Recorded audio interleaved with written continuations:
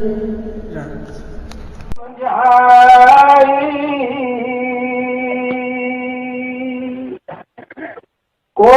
जतन पे ये नहीं माने,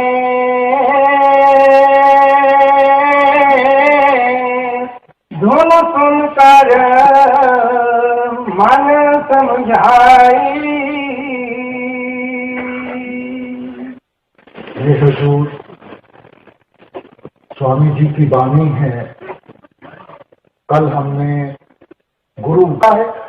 कभी हम सोचते हैं कि धन दौलत मिल जाए, शायद उससे हमें सुख मिल जाएंगे, मन की शांति आ जाएगी। अच्छा कोई ओहदा मिल जाए, उसके साथ सुख हो जाएगा। अच्छे रिश्ते नाते हो जाए, उसके साथ सुख हो जाएगा। मगर सिर्फ इन चीजों को हम लेकर अगर देखें तो अगर पैसे के साथ किसी को सुख मिल सकता तो जितने भी धनवान हैं उन्होंने कब का सुख पा लिया होता। अगर औहदे से किसी को सुख या मन की शांति मिलती, बड़े बड़े राजे महाराजे आए हैं, बड़े बड़े डिक्टेटर आए हैं, उनको सुख मिल गया होता। मगर देखने में हम क्या, हमारी पहचान है कि इन चीजों के साथ तो जितना थोड़ा बहुत सुख था वो भी चले जाता है। धन दौलत के बारे में विचार करते हुए गुरु घर ने फरमाया था, पापा बाजो होए नहीं, मोया संग न जाए। कौन सा असूल है दुनिया में जिसको हम कुर्बान नहीं करते ये धन दौलत इकट्ठी करने के लिए? कौन सा असूल है जिसको इंसान कुर्बान नहीं करता थोड़ी सी कोई नौकरी लेने के लिए या कोई ओहदा लेने के लिए?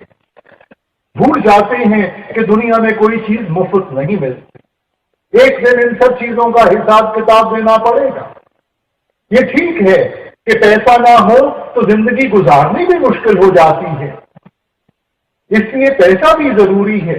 पैसा अपने आप में बुरा नहीं है, मगर जब हमारे पास ज्यादा आ जाता है, वो पैसा जो हमारी सोच को बदल देता है, जो हमारी आदतों को बदल देता है, बुराई उसमें है। ओहदा कोई बुरा नहीं है, मगर जब हम उस ओहदे को हासिल कर लेते हैं, फिर आसमान पे हो जाता है, हम नीचे देखना दोबारा नहीं करते, दूसरों को भूल के बैठ जाते हैं, बुराई उसमें है। रिश्ते नाते कोई बुरे नहीं है, अच्छे रिश्ते हो जिंदगी गुजारनी आसान हो जाती है, मगर उनमें मस्त होके जब इंसान को और सब कुछ भुला के बैठ जाता है, बुराई उसमें है। इसलिए जिंदगी में हर एक चीज का एक दायरा है। हमने उस दायरे की पहचान करनी है। उस दायरे से ज्यादा हासिल करने की कोशिश करेंगे तो हमें दुख ही मिलेगा, कोई सुख नहीं मिलने लगा। तो इसलिए जिंदगी में हमने वो बैलेंस रखना है, दरमियान का रास्ता अपनाना है। अब जब हम सुख की तलाश में निकलते हैं तो कहीं ना कहीं इंसान को वो जागरूकता आती है कि देने वाला तो मालिक है, सब सुख दाता राम है, दूसर ना ही कोई।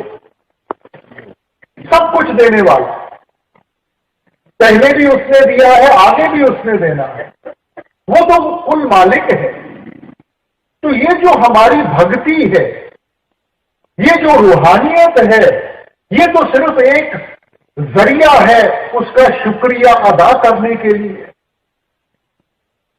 कि जिसने इतना कुछ हमें दिया है कि हम अपनी जिंदगी में थोड़ा सा वक्त निकाल के उसका शुक्रिया अदा कर।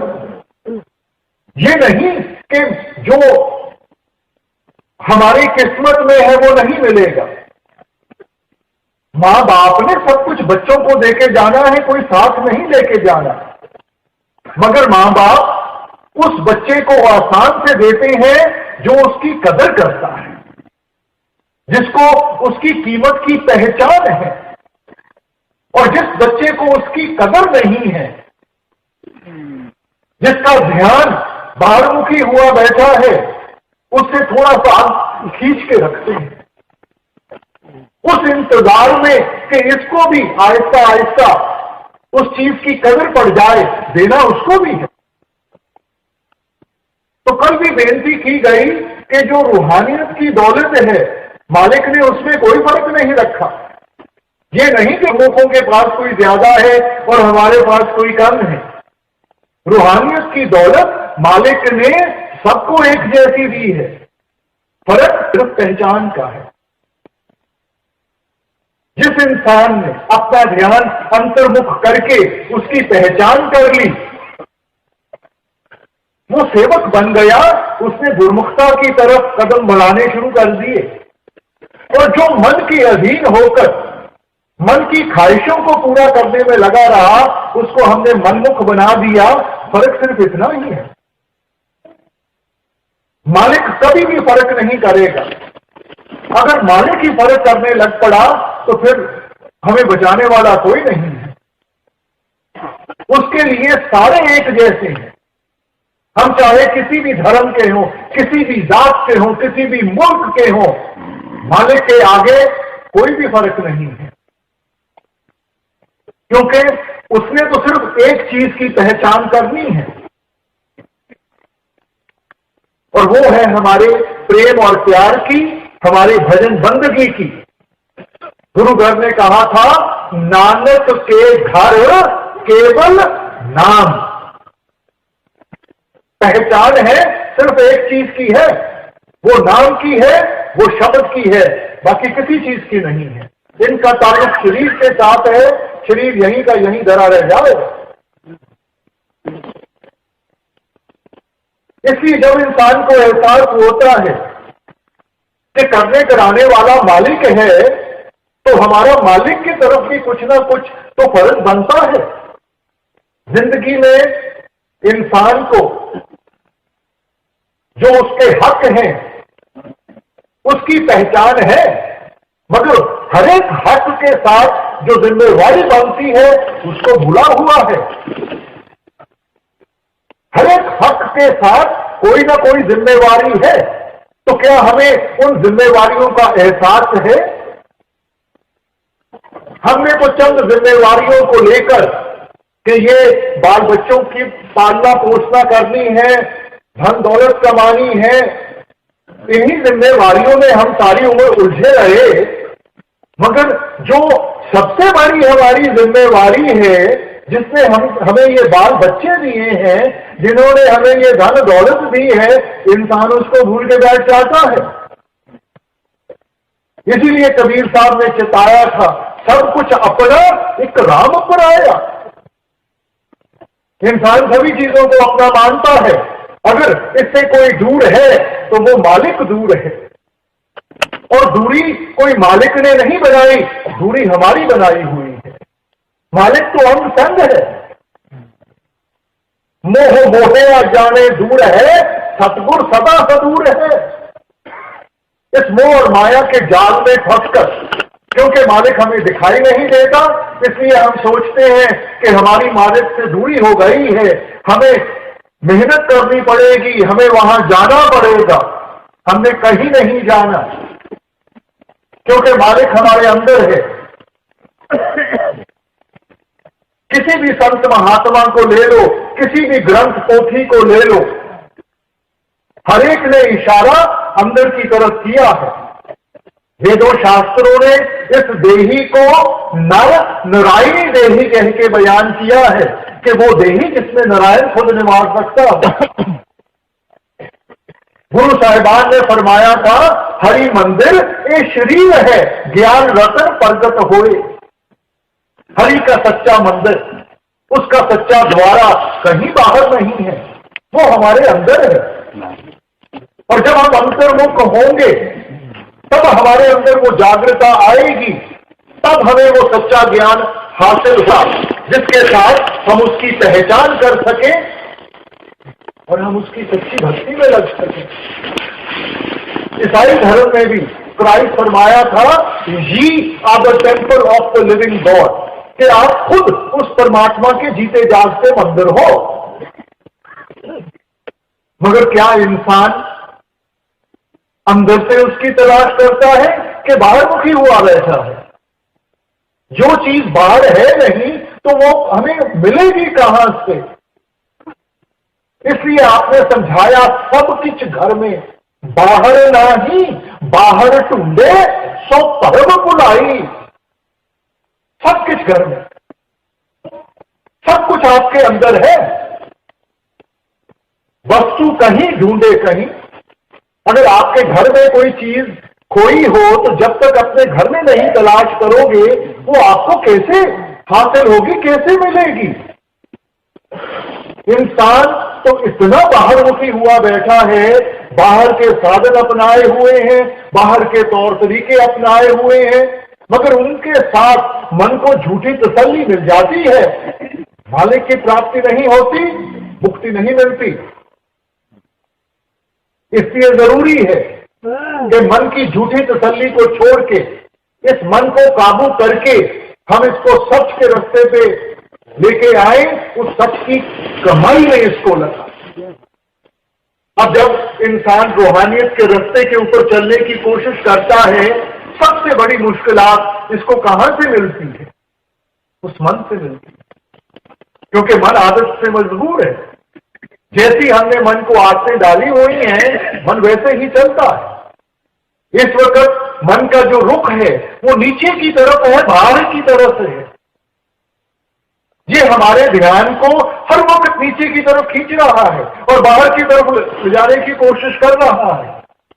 जब हम परमार्थ में आते हैं तो संत जन हमें समझाते हैं कि भाई एक इस ख्याल को जो सारी दुनिया में फैला हुआ है, हमने इसको एकाग्र करना है और ऊपर की तरफ लेके जाना है और यहां आंखों के पीछे टकाना है।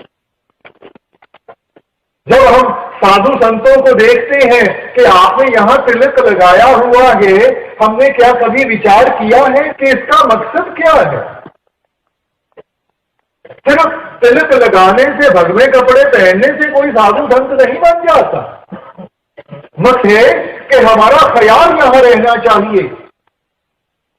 बहनें जो बिंदी लगाती हैं यहां पे, हमें मालूम है कि उसका मकसद क्या है। आजकल तो फैशन के लिए लगाती हैं, पहले जमाने में ये सुहाग की निशानी थी, सिर्फ सुहागन बिंदी लगाती थी। और अगर ये आत्मा रूपी उस परमात्मा रूपी कदमों में चली जाए, वो परमात्मा जो आवागमन के चक्कर से ऊपर है, जो इस 84 के जेल खाने से कहीं ऊपर निकल गया है, तो तब इसका सुहाग कभी नहीं उजड़ सकता। पहले जमानों में अगर औरत विधवा बन जाती थी तो उसको बड़े दुख सहने पड़ते थे, मोहताज हो जाती थी सारों के ऊपर।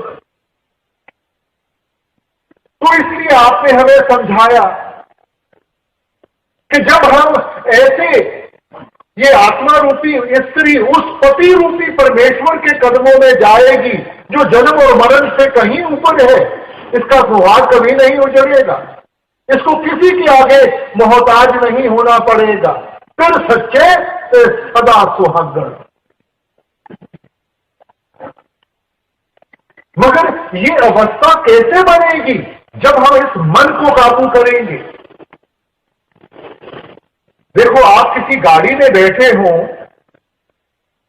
गाड़ी का जो स्टीयरिंग व्हील है किसी और के हाथ में हो, आप जितना मर्जी चाहो आप तो सिर्फ फरियाद कर सकते हो। अब ये तो उसकी मर्जी है कि सिर्फ गाड़ी को मोड़ के ले जाता है। तो जब तक स्टीयरिंग व्हील हमारे हाथ में ना हो तो हम चाहते हुए भी, जानते हुए भी, देखो अपने आप को कितना मजबूर पाते हैं।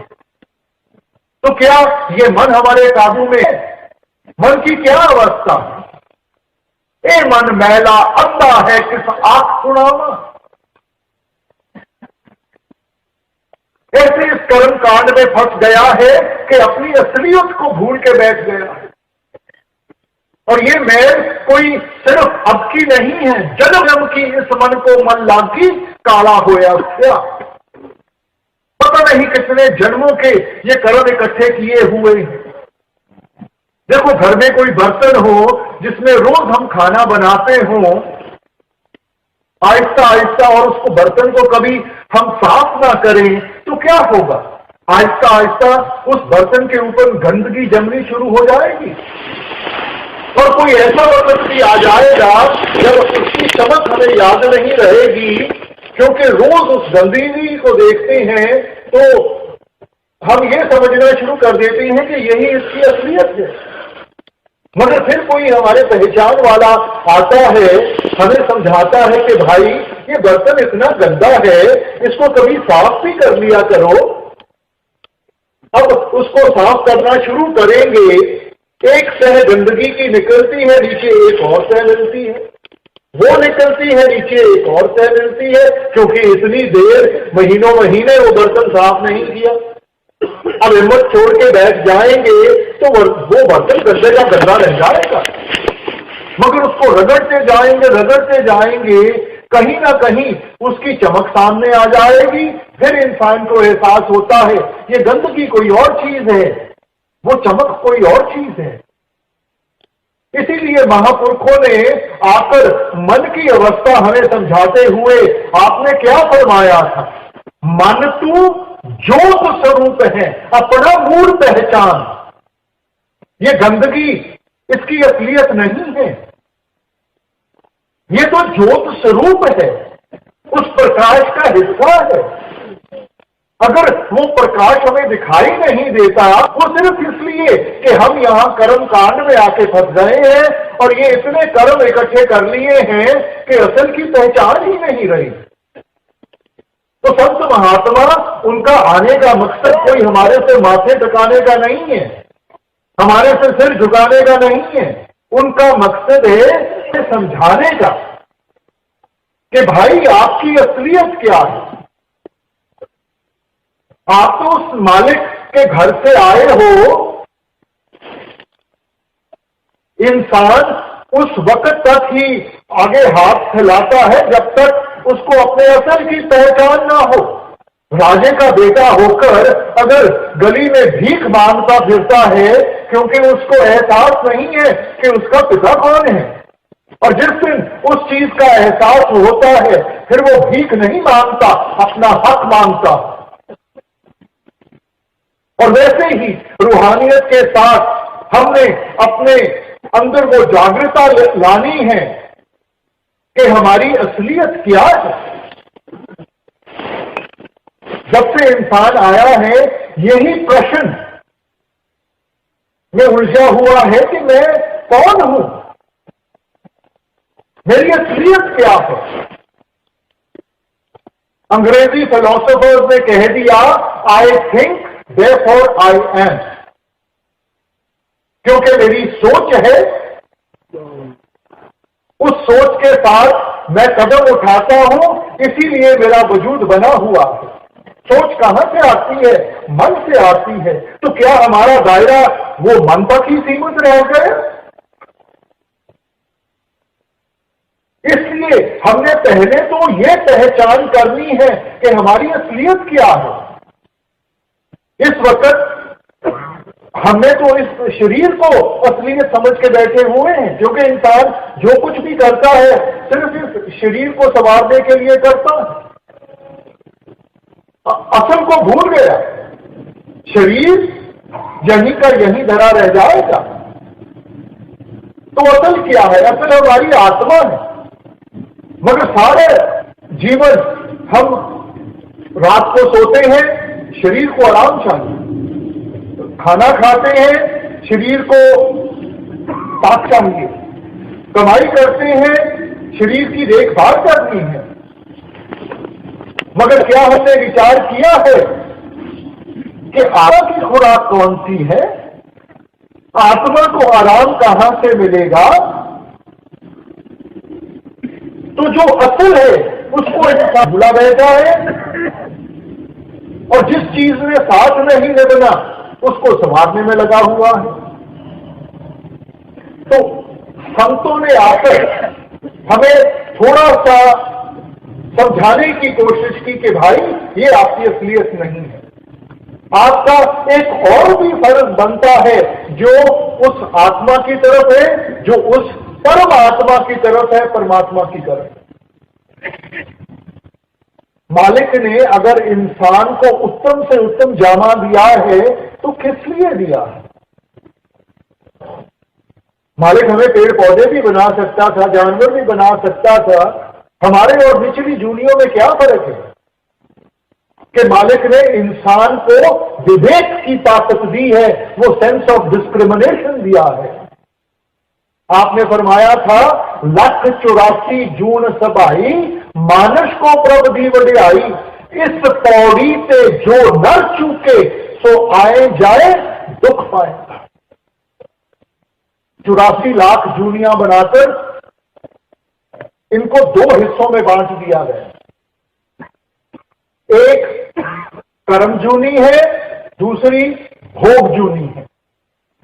जो इंसान की जूनी है वो कर्म जूनी है, बाकी जितनी भी जूनियां हैं वो भोग जूनियां हैं, भुगतान दे रही हैं। मालिक की बख्शिश हो, इन कर्मों के दायरे से आगे बढ़ सकें, कर्म जूनी में पहुंच जाते हैं। मगर कर्म जूनी का मकसद क्या है? वो चेतावनी देते हैं, इस पौधे जो न चूके।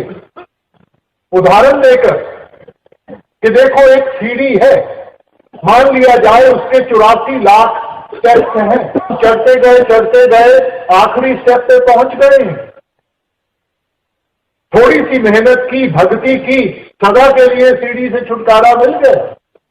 मगर आखिरी स्टेप पे भी आकर अगर हमारा पैर फिसल गया, पता नहीं कहां जाके जन्म मिलेगा, कहां जाके सहारा मिलेगा, उस अवसर में मालिक की भक्ति का मौका मिले ना मिले। इस पौड़ी पे जो न चूके सो आए जाए दुख पाएगा। बार बार आना पड़ेगा, बार बार दुख और मुसीबतों से गुजरना पड़ेगा। इसलिए क्या मकसद है इस जीवन का? यही संत महात्मा आकर हमें समझाने की कोशिश करते हैं कि भाई परापत मानुख दे हरिया, गोविंद मिलन की यह तेरी वरिया, अबर काज तेरे किते न काम, मिल साध संगत भज केवल नाम।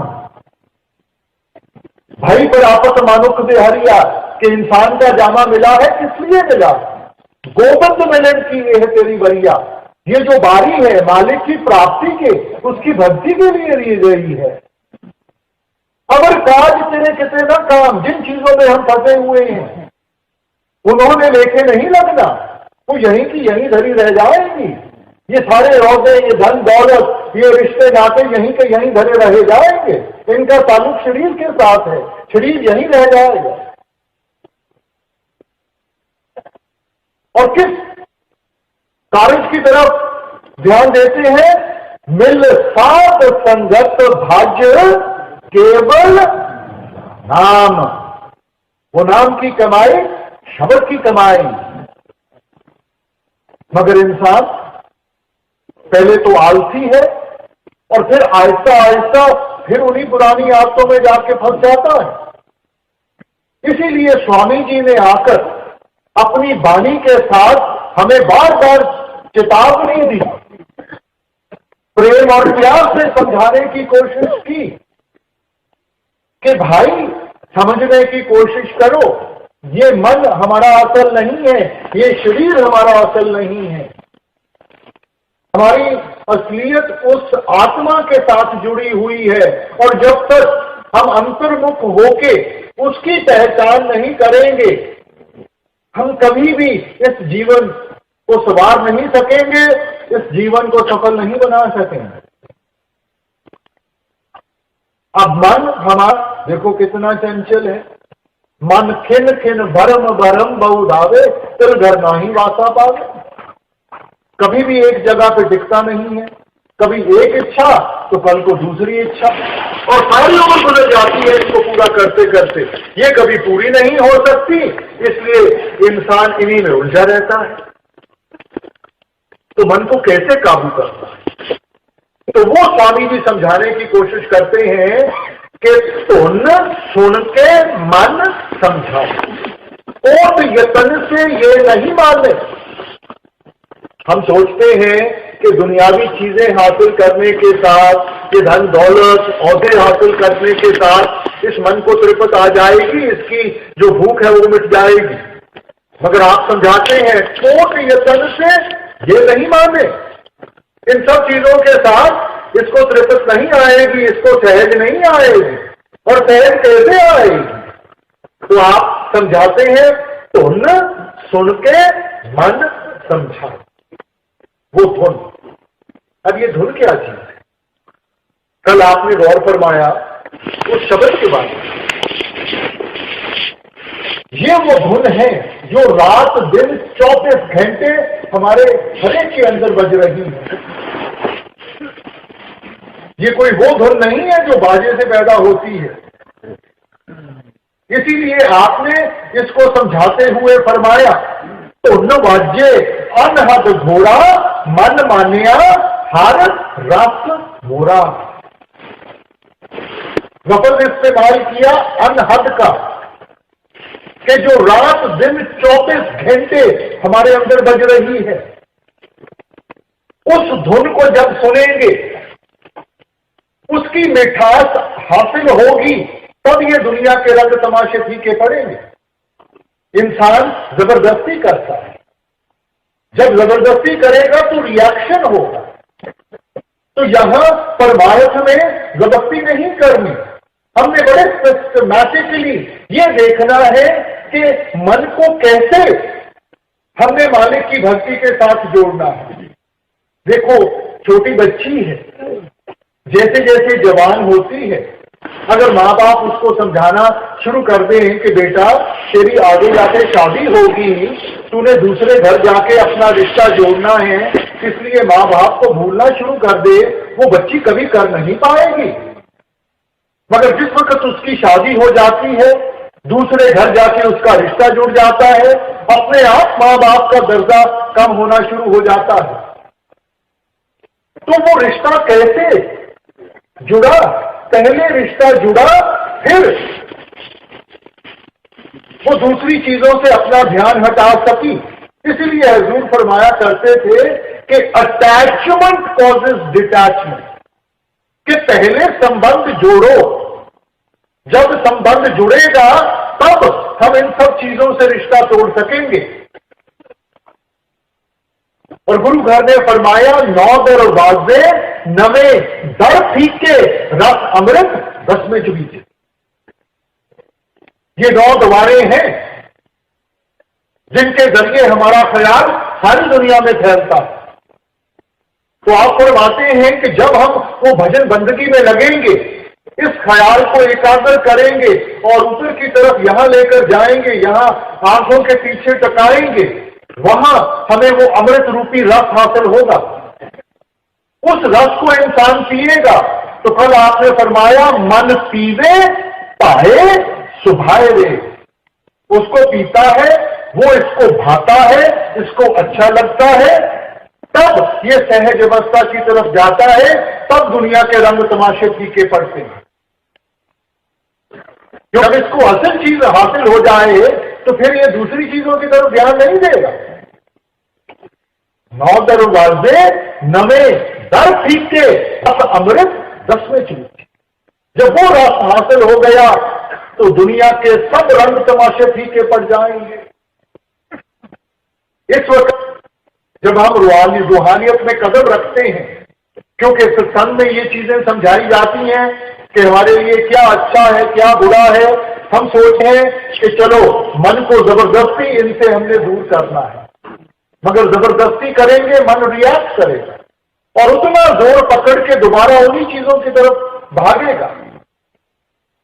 इसलिए हमने ऐसा रास्ता अपनाना है कि भजन बंदगी शुरू करें।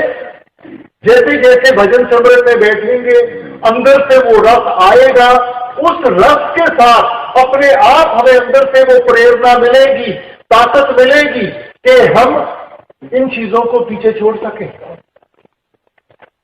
तो एक सिस्टमैटिक अप्रोच होनी चाहिए। ये नहीं कि आज से मैंने ये नहीं करना, ये नहीं करना, ये नहीं करना। देखो छोटा बच्चा है ना, सारा दिन उसको माँ बाप कहते रहे कि ये नहीं तेरे लिए अच्छा, ये नहीं अच्छा, तो वो थक हार के बच्चा कहेगा फिर मैंने करना क्या है।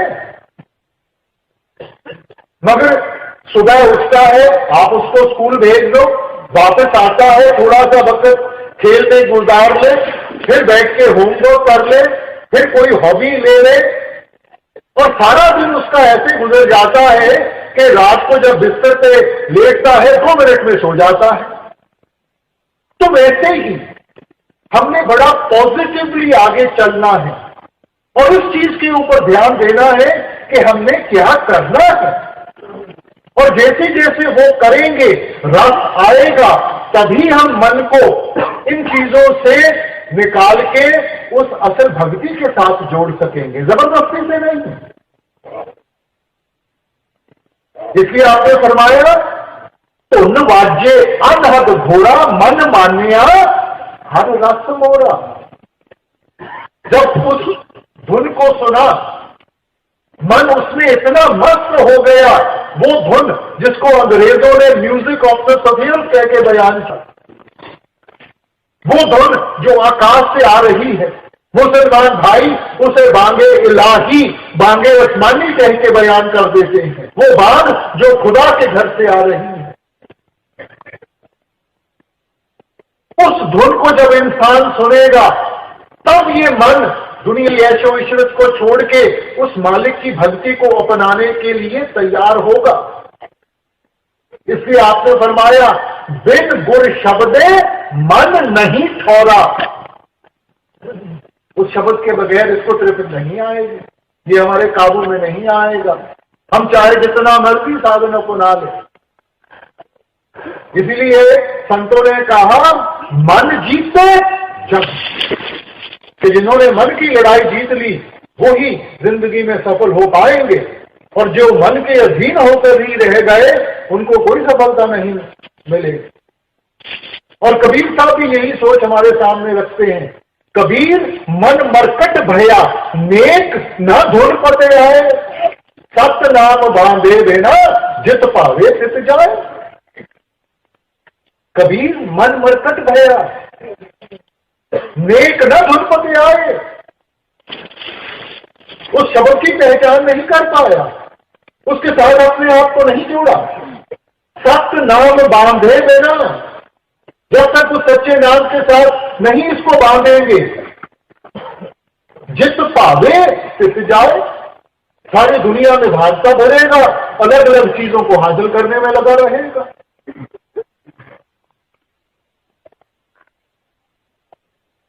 इसलिए समझें, देखो पुराने जमाने में ऋषि मुनि आए, उन्होंने मन को काबू करने की कोशिश की, और ये सोच थी कि देखो मन इन चीजों को चाहता है, तो अगर हम मन को इन चीजों से दूर ले जाएं तो मन इनको बार बार देखेगा नहीं, इस मन की चाहत खत्म आएगी। तो आपको क्या, आप जंगलों पहाड़ों में चले गए, सारा कुछ त्याग के जंगलों पहाड़ों में चले गए, तो क्या मन कम आ गया? वहां बैठ के जितनी भी आपने जो कुछ भी किया उसके साथ रिद्धियां सिद्धियां जरूर मिल गई, मगर मन ने तो जब अपना नाच नचाया, इतिहास खोल के देखें, किसी को काम ने मार गिराया, किसी को क्रोध ने मार गिराया, मन तो फिर काबू में नहीं आया, क्योंकि मन तो जहां भी जाएंगे मन साथ में जाएगा। और क्या छोड़ा फिर आपने? वहां जाकर भी रोटी तो फिर भी चाहिए थी, सिर ढकने के लिए छत फिर भी चाहिए थी, बदन ढकने के लिए कपड़े तो फिर भी चाहिए थे। अपनी मेहनत की कमाई छोड़ी, दूसरों के ऊपर मोहताज हो गए, उनसे मांग के खाना पड़ा तो उनके भी कर्म उठाने पड़े। छोड़ा क्या फिरा? आजकल के दौर में नई फिलॉसफी आ गई, वो दूसरी तरफ पहुंच गई। उन्होंने कहा मन ये सब चीजें मांगता है तो मन को देना शुरू कर दो। उनकी ये सोच थी कि कहीं ना कहीं तो मन इन सब चीजों से थक जाएगा। देखो छोटा बच्चा है ना, उसको कोई चीज पसंद है, उसको देते जाओ, वो खाता जाता है, कहीं ना कहीं पेट भर जाता है, मगर मन नहीं भरता, और खाएगा तो उल्टी आ जाएगी, फिर उस चीज को देखना दोबारा नहीं करता। मगर वो भी इस मन की ताकत को पहचान नहीं पाता, क्योंकि मन तो एक अंधा कुआं है। जितना मन को दोगे उतनी ही मन की चाहत और बढ़ेगी। देखो राजे महाराजा आए, कितनी धन दौलत इकट्ठी की, क्या उनकी भूख मिट गई? इतनी औरतों की जिंदगी बर्बाद कर दी, क्या उनकी प्यास खत्म हो गई? बड़े बड़े डिक्टेटर आए, उन्होंने सारी हुकूमत एक मुट्ठी में बंद करने की कोशिश की, क्या उनकी भूख मिट गई? मन की तो ऐसी अवस्था है कि जितना दोगे उतने उसकी प्यास और भूख और बढ़ेगी।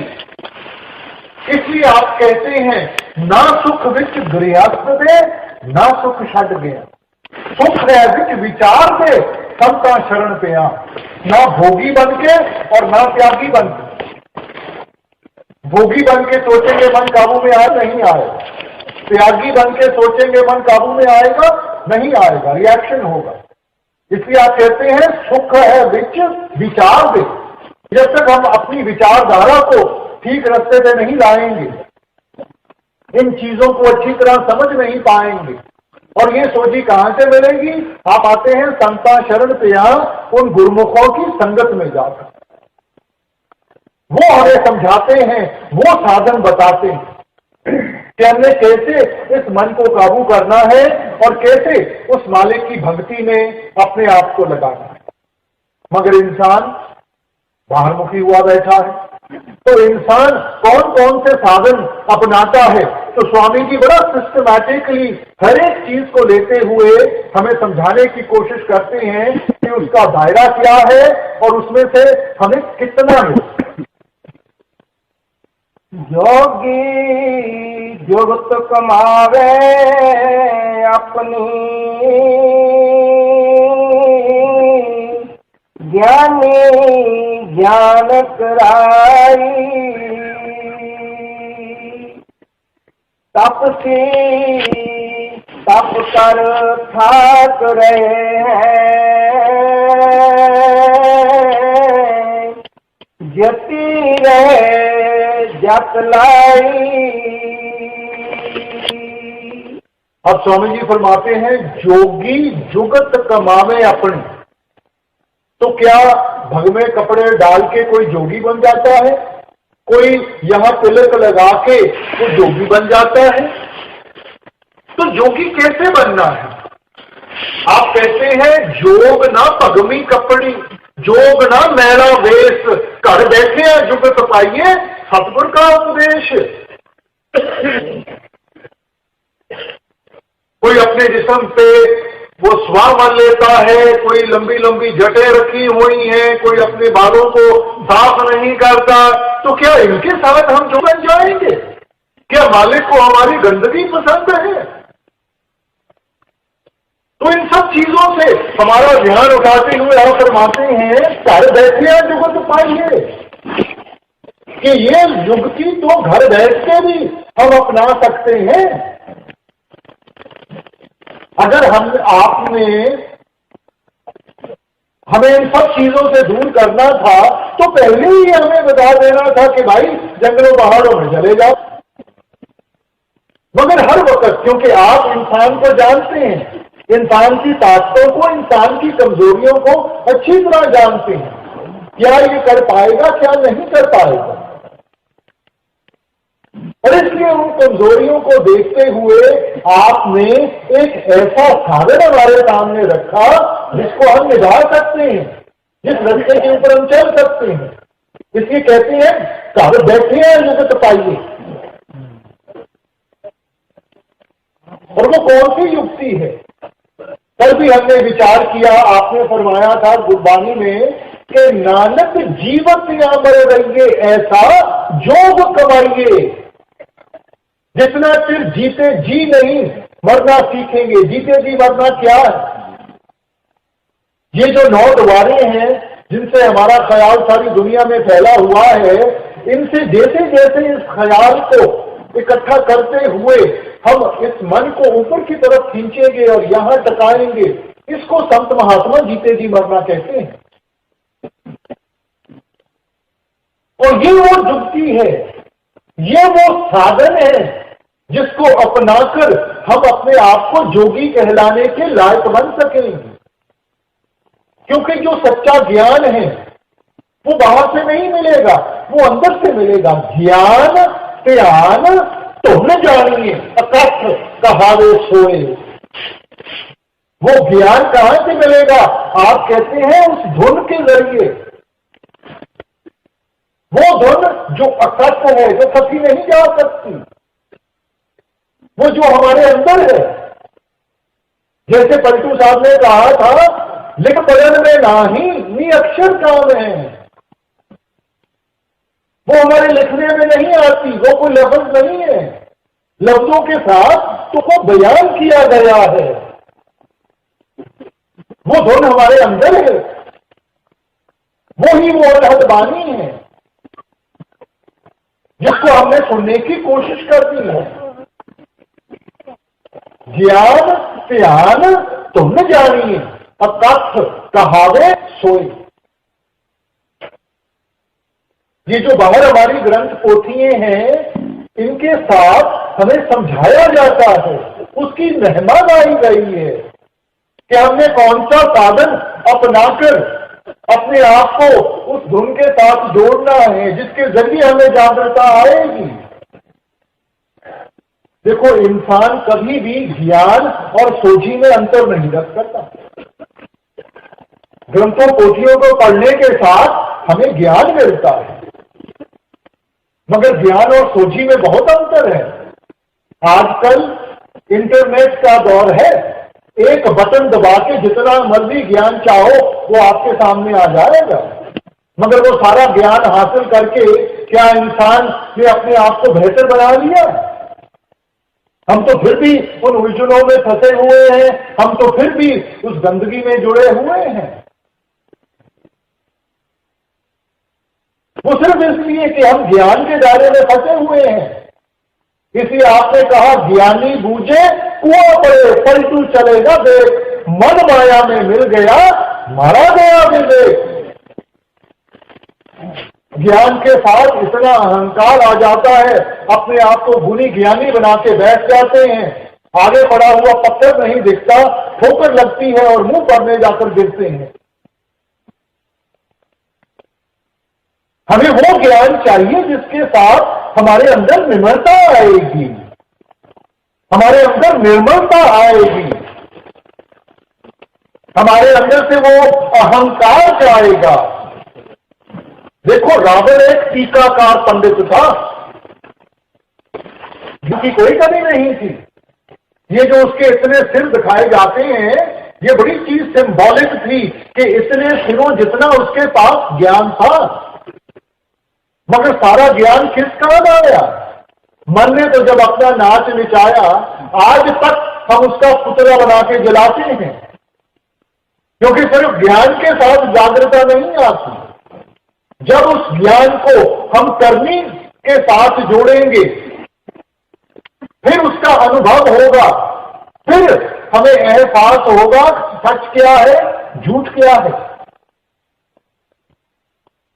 आम सत्संग में हमें समझाया जाता है कि देखो, अगर मैं कोई मिठाई लेकर आपके सामने रख दूं और मैं कहूं कि दुनिया में सबसे मीठी चीज है, मेरा मान आदर करते हुए आप सिर हिला देंगे, मगर क्या मन से भरम चले जाता है? मन में फिर भी कहीं ना कहीं वो डाउट रहता है कि पता नहीं सबसे मीठी चीज है कि नहीं। अब वही मिठाई को हम उठा के चख लें, तब हम पूरे विश्वास के साथ कह सकते हैं कि ये सबसे मीठी चीज है कि नहीं है। नतीजे के ऊपर कैसे पहुंचे? जब हमने करनी का रास्ता अपनाया। इसलिए आपने फरमाया, बिन चाखे स्वाद ना चाहते, चखते नहीं, स्वाद नहीं पता, स्वाद नहीं पता, निभा नहीं पाएंगे। प्रेरणा कहां से मिलेगी? इसलिए ये सिर्फ बाहर के ज्ञान की बात नहीं है। बाहर के ज्ञान से हमें पता चलता है कि हमने क्या करना है। जब उसको करेंगे, उसका अनुभव होगा, तब हमारी विश्वास की नींव बनेगी। ये जो हम सोचते हैं कि जी ठीक है, मैंने सत्संग सुन लिया, मैंने किताबें पढ़ ली और इसके साथ मेरे को समझ आ गई, नहीं आएगी, मन डोल जाएगा। कभी भी कोई मुसीबत आई, कोई मुश्किल आई, मन वहीं का वहीं डोल जाएगा। मन में विश्वास की नींव, विश्वास की फाउंडेशन तब देगी जब आप खुद इस चीज को महसूस करोगे। इसीलिए गुरु घर ने फरमाया था, नाम में तुल ना पुजाई, सब डिटी ठोक बजाए। क्या महिमा गाएं, क्या बयान करें उस नाम के बारे में। ये कोई सुनी सुनाई बात नहीं है, ये पढ़ी पढ़ाई बात नहीं है, ये उनकी हद बीती है कि उन्होंने मालिक की भक्ति कैसे की, उन्होंने ये रूहानियत की दौलत कैसे हासिल की। और हमें भी वही प्रेरणा देते हैं कि भाई ये बाहर के ज्ञान को छोड़ के ये अंदर के ज्ञान की तरफ ध्यान करो। उस करनी से विश्वास बनेगा जब आपको खुद अनुभव होगा, खुद एक्सपीरियंस होगा। इसलिए वाणी ने आपने बड़ा सिस्टमैटिकली इस चीज को समझाया है। आप कहते हैं, गुर ज्ञान अंजन सच नेत्री पाया, अंतर चानन अज्ञान अंधेर गवाया। इस वक्त इंसान अज्ञानता के अंधेरे में बैठा है और अंधेरे में इंसान को ठोकर लगेगी लगेगी, चाहे जितना मर्जी ज्ञान हो। देखो अंधेरा कमरा है ना, जितना मर्जी ज्ञान हो, कोई उसके अंदर में कितना फर्नीचर है, क्या कुछ है, मगर अंधेरा है, दिखाई नहीं देता, ठोकर लगेगी लगेगी। मगर अंदर जाने से पहले हमें किसी लाइट का सहारा मिल जाए, देखने की ताकत मिल जाती है, तब हम अपना बचाव कर सकते हैं। तो आप समझाते हैं कि वैसे जब हम ये अमृत रूपी नाम का सुरमा इन आंखों में डालेंगे, तब इन आंखों की रोशनी बढ़ेगी, तब अंदर में जागृता आएगी। गुर ज्ञान अंजन सच नेत्री पाया, अंतर चानन, अंदर का चानन, बाहर का नहीं, अंतर चानन अज्ञान अंधेर गवाया। देखो हमने हर एक चीज का को अपने तर्जुमे में हम लेकर बाहर मुखी कर दिया। हमने प्रकाश के बारे में पढ़ा, हमने बाहर ज्योतें जलानी शुरू कर दी, हमने बाहर दिए जलाने शुरू कर दिए। हमने आवाज के बारे में पढ़ा, हमने बाहर घंटे बजाने शुरू कर दिए, हमने बाहर गीत सुनने शुरू कर दिए। अरे भाई, इशारा तो अंदर की तरफ था। अंतर ज्योत निरंतर वाणी, साचे साहिब स्यों निभ लाई। वो अंदर का प्रकाश। क्राइस्ट ने भी यही समझाया था, if thine eye be single, thy whole body shall be full of light. जब इन दो आंखों को बंद करोगे, उस तीसरी आंख को खोलोगे, तो आप फरमाते हैं आपका सारा जिस्म उस नूर के साथ भर जाएगा। देखो ये चीजें सिंबॉलिक है। प्रकाश का मतलब है जागृता, अंधेरे का मतलब है दिखाई नहीं देता। तो जागृता इंसान में कैसे आएगी? जब अंदर से प्रकाश हासिल होगा, अंदर से वो जागृता आएगी। ये बाहर दिए जलाने के साथ, ये बाहर जितने मर्जी बत्तियों का सहारा ले लें, हमारे जीवन का अंधेरा नहीं दूर हो पाएगा। और वो सच्चा ज्ञान है कहां? तो आप कहते हैं गुर ज्ञान पदार्थ नाम है, हर नामों दे छुड़ाए। सच्चा ज्ञान कौन सा है? गुर ज्ञान पदार्थ नाम है, हर नामों दे छुड़ाए। जिस प्राप्त सोले गुर चरनी लागे आए। वो किस चीज की बख्शिश करते हैं? वो नाम की। नाम ही वो ज्ञान है, नाम ही जागृत है। गुर ज्ञान पदार्थ नाम है, हर नामों देह छुड़ाई। और उस नाम की कमाई के साथ ही इस देह के बंधनों से छुटकारा मिलेगा। मगर फिर आपने अपने स्टेटमेंट को क्वालिफाई कर दिया, जिस पर आप सोलह, जिन ऊपर आपकी दया का हाथ हो वो ही कर पाएगा, नहीं तो अंधेरे में भटकते रहते हैं सारे। दुनिया में ग्रंथों पोथों की कोई कमी नहीं है, संतों महात्माओं की कोई कमी नहीं है, कमी है जागरूकता की है। इन चीजों को निभाने वालों की है। और फिर उस सोच को आगे ले जाते हुए आपने फरमाया कि वो ज्ञान कहां से मिलेगा? अंतर गुण ज्ञान हर रतन है, मुकुट करावन हारा। वो कहां है नाम? वो ज्ञान कहां है? आप कहते हैं अंतर, हमारे अंदर है। अंतर गुण ज्ञान हर रतन है, मुकुट करावन हारा। वो ज्ञान, वो रूहानियत की दौलत जिसके साथ इंसान को मुक्ति मिलेगी। नानक जिसनो नजर करे सो पावे, सो होवे दर सचियारा। मगर ये उसी का मिलेगा जिसके ऊपर आपकी मेहरबानी नजर पड़ जाए, जिसके ऊपर आपको दया हो जाए। ये जो हमारी भक्ति है, ये तो उसके सामने एक अरदास है, फरियाद है। हम अपनी करनी से नहीं कुछ कर पाएंगे। अपनी करनी से तो हम सिर्फ फरियाद कर सकते हैं, बेनती कर सकते हैं कि पुलनहार बख्श बख्श। इसलिए भाई ये समझने की कोशिश करें, ये ज्ञान अंदर से मिलेगा जब हम अंतर्मुख होंगे। फिर आप कहते हैं तपती तप कर थाक रहे हैं, जति नहीं जप लाए।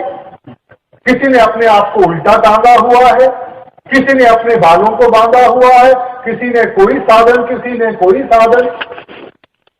इसलिए कबीर साहब चेतावनी देते हैं, आप फरमाते हैं क्या जप क्या तप संजमो क्या भरत स्नान, जब लग जुगत न जाए पाओ भगत भगवान। कौन सी तपस्या, कौन सी भक्ति, कौन से सरोवरों में जाकर नहा जाए?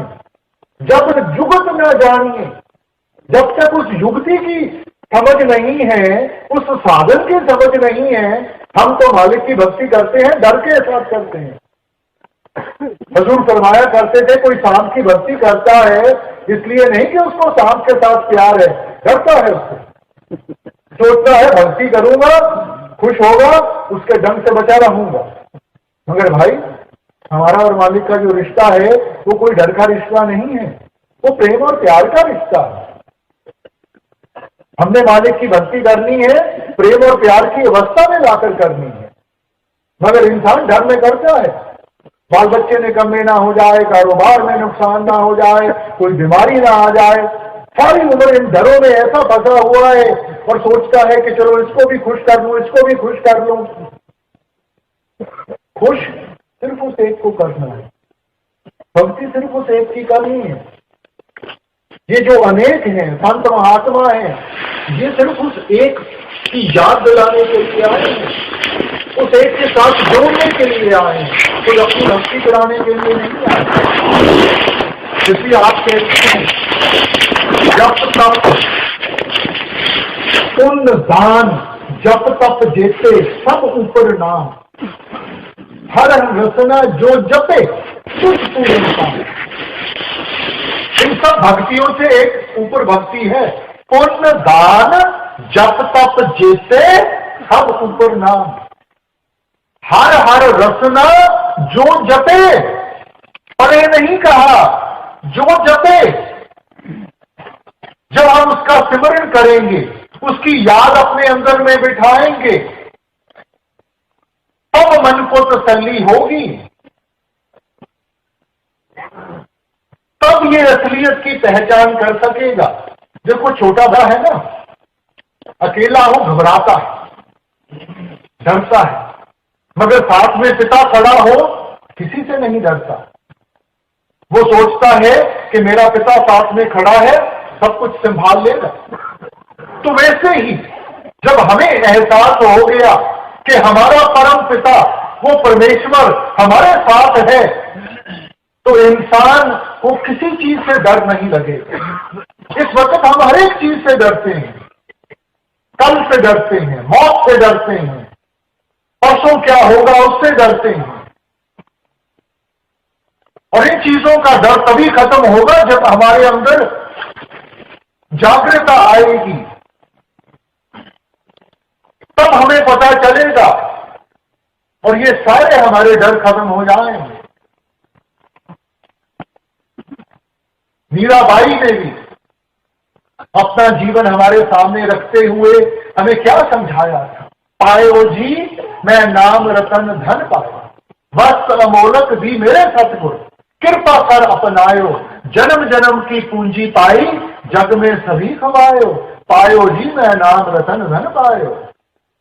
देखो मेवाड़ की रानी थी, धन दौलत की कोई कमी नहीं थी, मगर पूरी निम्रता के साथ किस चीज की तरफ इशारा कर रही है?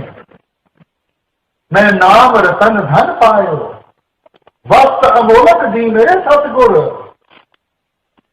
जो उनके गुरु थे, जो उनके मुर्शिद थे, वो नीची जात वाले थे, मगर अहंकार नहीं था अपनी जात का।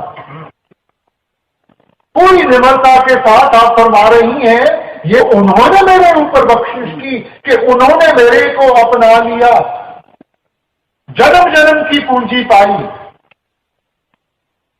ये हमारी सच्ची दौलत है, ये हमारी सच्ची पूंजी है, बाहर की दौलत नहीं, ये यहीं की यहीं धरी रह जाएगी। आप उस दौलत की चर्चा कर रही हैं जो जन्म जन्म हमारे साथ में मिलेगी। पायो जी मैं नाम रतन धन पाया, इशारा उस सच्ची दौलत की तरफ है जो हमारे अंदर है।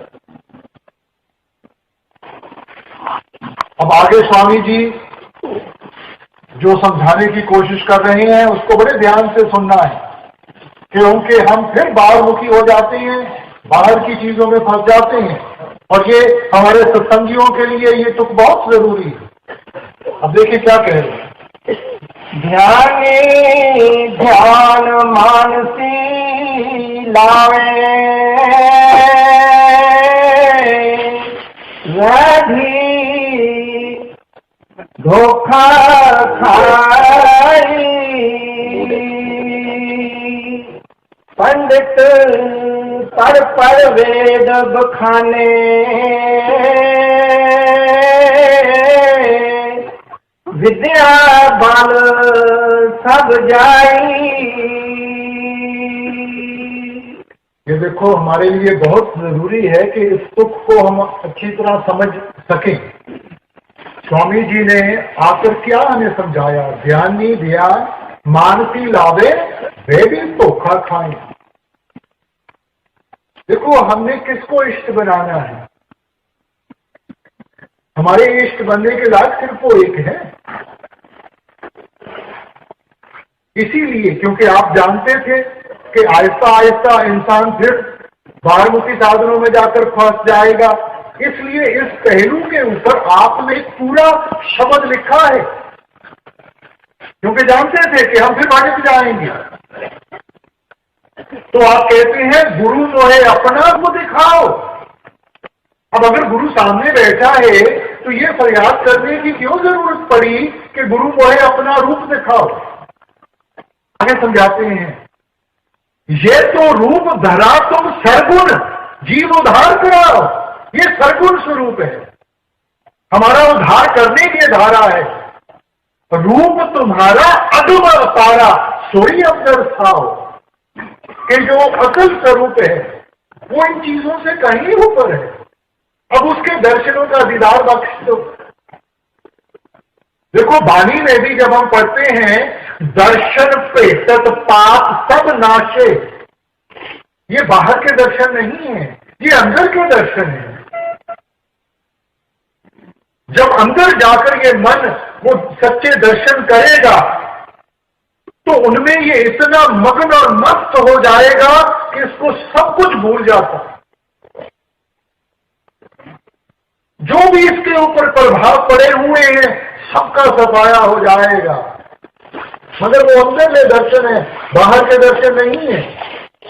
क्योंकि अगर सिर्फ बाहरले दर्शनों का जिक्र होता तो फिर वही चीज मन में आती है कि किसका दर्शन। संतों महात्माओं की तो कोई कमी नहीं है ना, तो मन में वही बात, भाई किसका दर्शन करना है। देखो ये जो जिस्म है, क्या ये बदलता है कि नहीं बदलता? जवानी से बुढ़ापे में जाएगा कि नहीं जाएगा? जो चीज बदलती है वो माया रूपी है। माया किसको कहते हैं? आए जाए सो माया। और अगर ये जिस्म बदलता है तो ये भी माया रूपी है। अगर माया रूपी है तो हमारी भक्ति के काबिल नहीं है। मगर जिस्म की क्या महत्वता है? तो आप कहते हैं ये भी रूप प्यारा मोको, इस ही से उसको दर्शाओ। ये एक जरिया है, क्योंकि जब तक हम किसी चीज के ऊपर फोकस ना करें तो ध्यान में एकाग्रता कैसे आएगी? तो ये एक जरिया है। वाणी में भी देखो एक तुक आती है, अफसोस से कहना पड़ता है, ये नहीं कि हम ग्रंथों पोथियों को पढ़ते नहीं, मगर उनको समझ नहीं पाए कि उनका सही मायना क्या है। वाणी में तुक आती है, शब्द गुरु सुरत तुन चेला। गुरु कोई शरीर नहीं है और ना ही चेला शरीर है, क्योंकि शरीर में ताकत नहीं है कि इन सब चीजों को निभा सके। इसलिए आप कहते हैं कि शरीर में बैठ के हमने इस स्वरूप को जागृत करना है, इस कॉन्शियसनेस को जागृत करना है। शिष्य बनने की ताकत, डिसाइपल बनने की ताकत उस सूरत में है, उस कॉन्शियसनेस में है। जब वो सूरत जागृत होगी तब ये उस धुन के जरिए उस शब्द स्वरूपी गुरु की पहचान कर सकेगी, तब उसके साथ मिलाप हासिल कर सकेगी। शब्द गुरु सुरत तुम चेला।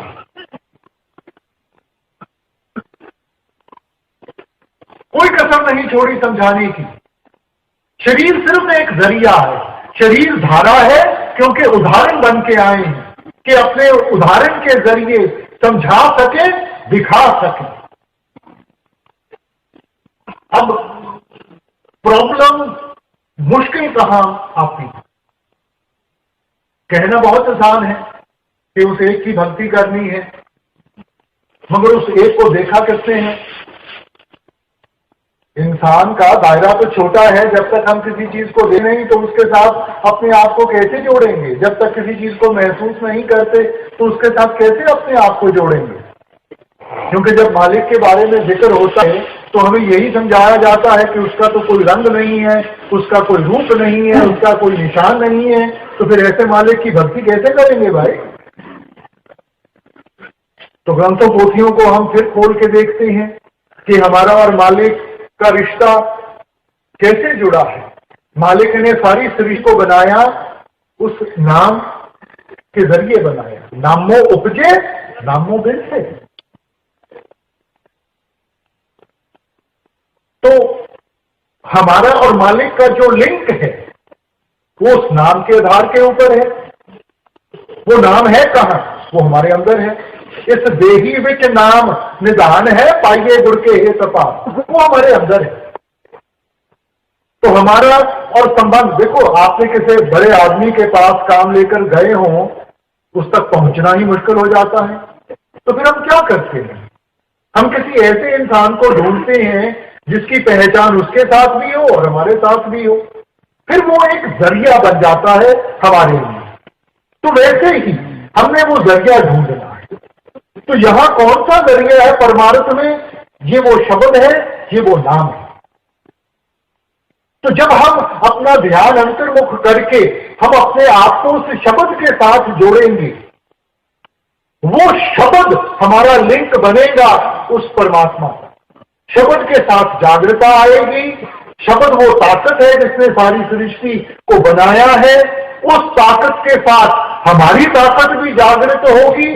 तब हम उस शब्द स्वरूपी परमात्मा की पहचान कर पाएंगे। तब उसके साथ मिलाप हासिल कर सकेंगे। तो बाहरले स्वरूप के साथ तो सिर्फ हमें समझाने के लिए आते हैं और उस शब्द के साथ जोड़ने के लिए आते हैं। उस शब्द के जरिए फिर हमने कमाई करनी है और आगे परमात्मा के साथ हमने अपना मिलाप हासिल करना है, क्योंकि शब्द ही परमात्मा है, शब्द गुरु। ईसाई धर्म में न्यू टेस्टमेंट में जब आप शुरू करते हैं, in the beginning was the word and the word was with God and the word was God. शुरू में देखो, शब्द का तर्जुमा अंग्रेजी जुबान में करें तो हम उसको वर्ड कहेंगे।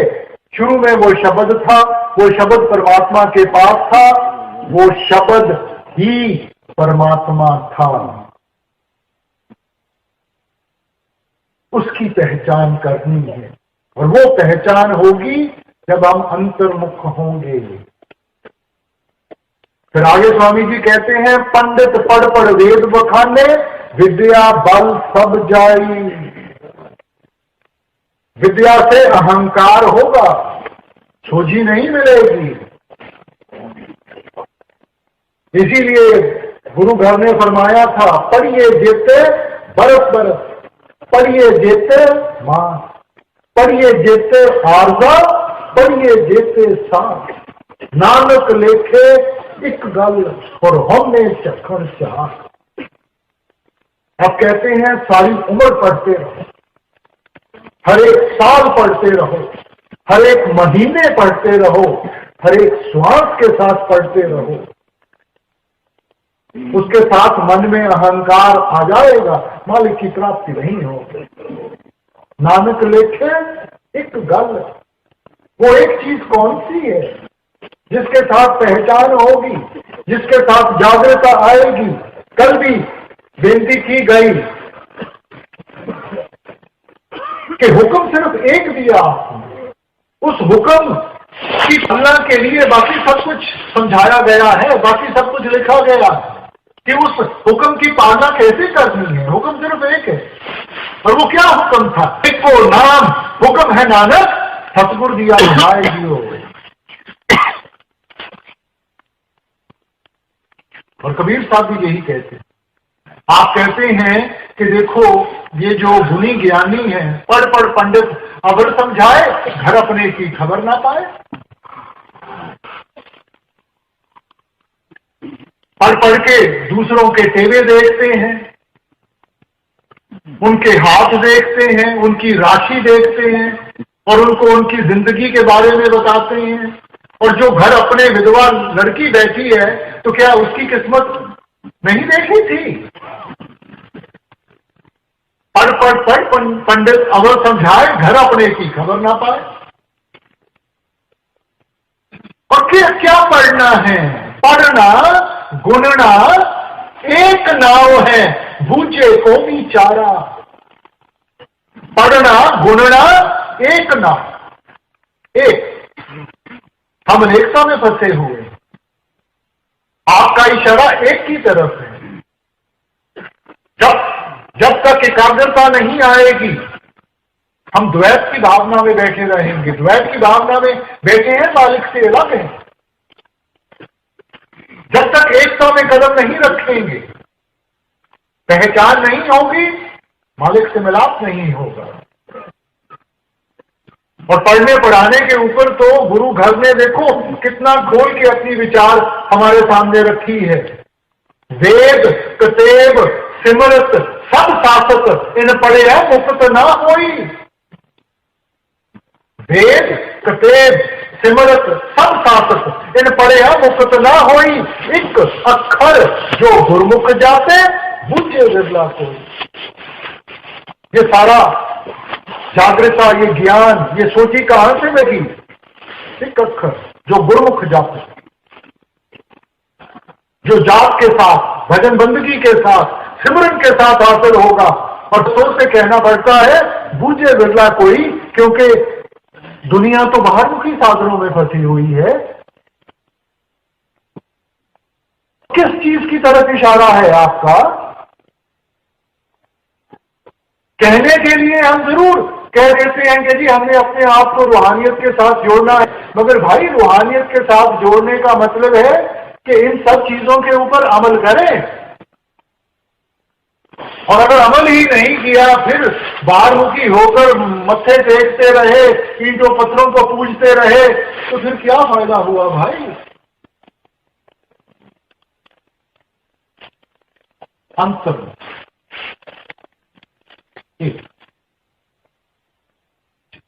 बुद्धि चतुरता काम न आवे,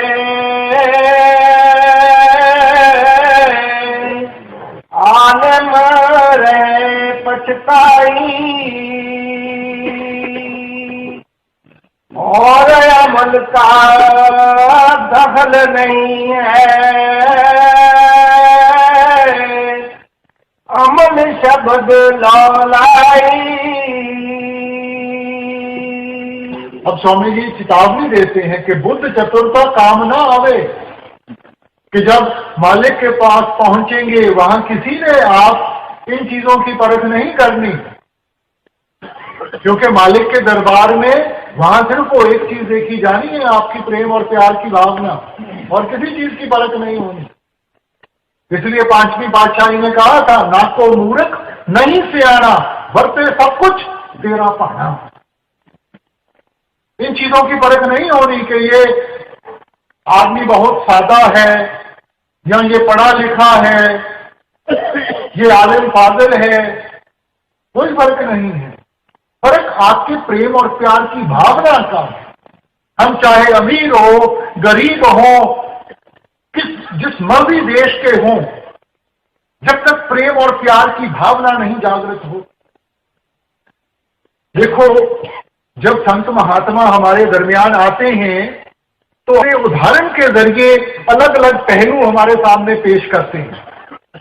तो साईं बुल्ले शाह के जिंदगी की कहानी है कि जब आप आलम फाजिल थे, बहुत पढ़े लिखे थे, और वैसे भी सैयद थे, सैयदों का ताल्लुक मोहम्मद साहब के घर के साथ है, मगर सारे इस ज्ञान के साथ मन की शांति नहीं मिली।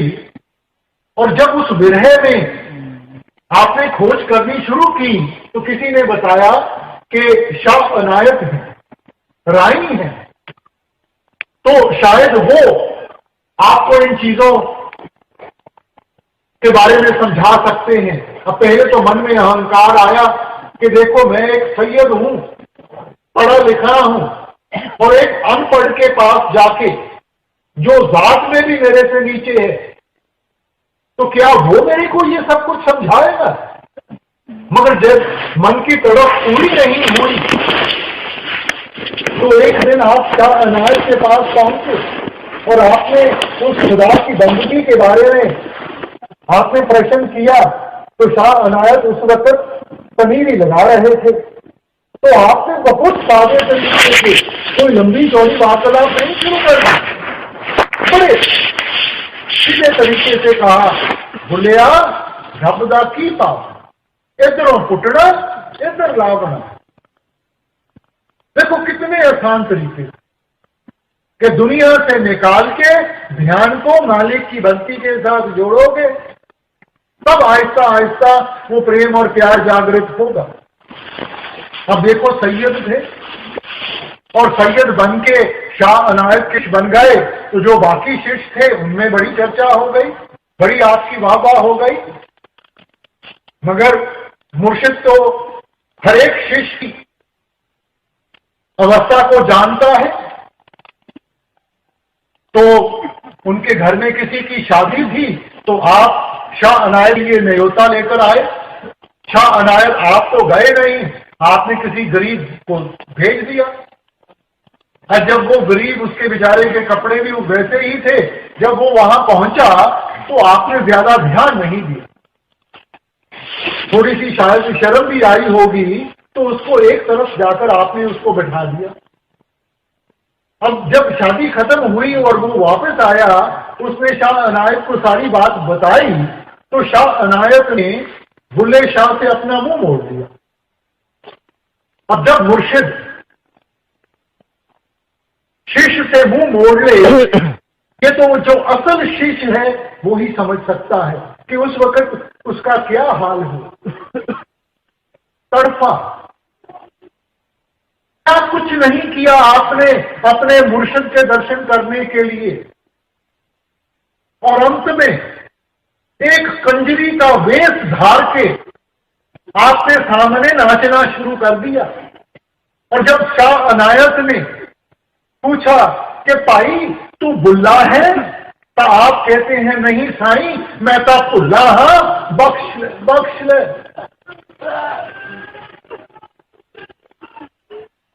आपने कोई लोक लाज की फिक्र नहीं की, किसी चीज की फिक्र नहीं की। ये भी हमारे अंदर एक अहंकार है। स्वामी जी की वाणी पढ़ के देखो, लोक लाज, हम अपना नहीं देखते कि हमारा फायदा किसमें है, मैं क्या कहूंगा, मैं कैसे आगे चलूंगा, मेरा कारोबार कैसे चलेगा।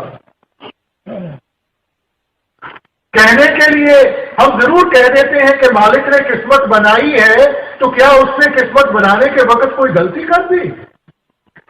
अगर मालिक की गलतियां करने लग पड़ा तो भाई फिर हमारा पार उतारा नहीं हो सकता। वो गलती नहीं करता, गलती इंसान करता है। जो हमारी किस्मत में लिखा है वो जरूर मिलेगा, और जो हमारी किस्मत में नहीं लिखा वो दुनिया की कोई ताकत नहीं दे सकती। तो फिर हम अपनी असूलों की कुर्बानी क्यों देते हैं?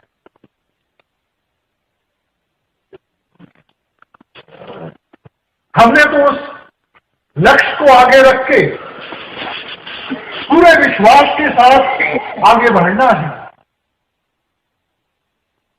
बाकी सब कुछ वो आप करेगा, मगर हमारे अंदर वो विश्वास होगा तब। इसलिए स्वामी जी अगली सुत में कहते हैं और अमल का दखल नहीं है, दखल शब्द लोना, और किसी चीज का दखल नहीं है। परमार्थ में वो शब्द, वो नाम ही सब कुछ है। देखो वाणी में भी आपने क्या फरमाया था, पूजा कीजिए नाम पे आइए, बिन नामे पूज ना हो गई, बिन नामे पूज ना होई। अब इससे ज्यादा और क्या फरमाए? बार बार उसी नाम की चर्चा, बार बार उसी शब्द की चर्चा। सर्व धर्म में श्रेष्ठ धर्म हरा नाम जप निर्मल कर्म। सबसे ऊंचा धर्म कौन सा है? कल भी बेनती की गई, क्राइस्ट ने कहा था बी ये डूअर्स ऑफ द वर्ड, कि उसकी शब्द की कमाई करने वाले बनो। क्या आपका मतलब था कि किसी लफ्ज की कमाई करने वाले बनो? आपने तो कहा कि वो शब्द ही परमात्मा है। अरे भाई ग्रंथों पोथियों को जब पढ़ते हो समझने की कोशिश। हम तो तोते की तरह रटी जाते हैं और उठकर तो हमें कुछ याद भी नहीं रहता। भाई ये परमार्थ नहीं है, ये बंदगी नहीं है।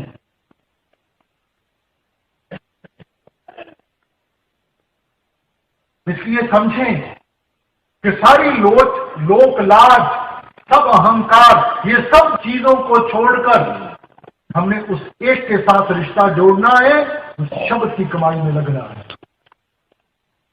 गुरु मिले जब धुन का भेदी,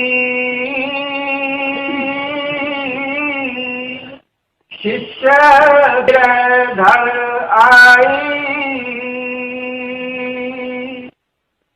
तुर्क शब्द की होए कमाई, तब मन कुछ ठहराई।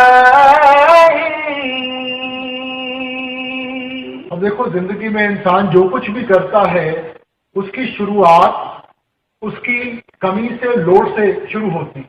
जब हमें किसी चीज की जरूरत पड़ती है तभी हम कदम उठाते हैं, तभी आगे बढ़ते हैं।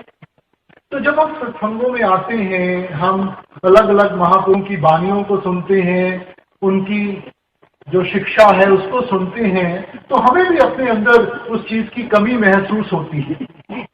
तो उन्हीं को पूरा करने के लिए फिर इंसान मेहनत करता है, क्योंकि मन तो बहुत ताकतवर है। जब तक इसको किसी चीज की कमी महसूस ना हो, ये कभी भी कुर्बानी देने के लिए तैयार नहीं होता। तो जब हमें इन चीजों की कमी महसूस होती है, तब इंसान फिर वो मेहनत में लगता है, भक्ति में लगता है, और उस भक्ति में लगते हुए इसके अंदर फिर वो विरह की आग जागृत होती है। ये विरह बहुत जरूरी है इस रिश्ते को जोड़ने में।